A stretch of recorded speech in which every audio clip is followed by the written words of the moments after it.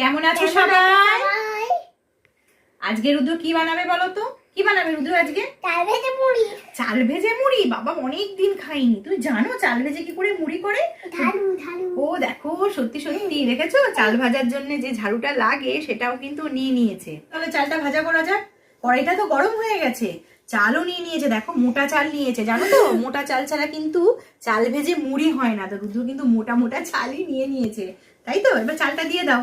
কড়াইটা গরম হয়ে গেছে, রুদ্র এবার কিন্তু চালটা কিন্তু দিয়ে দিচ্ছে। কি করছো তুমি এটা? চালটাকে ভাজছি। ও এইভাবে চাল ভাজে?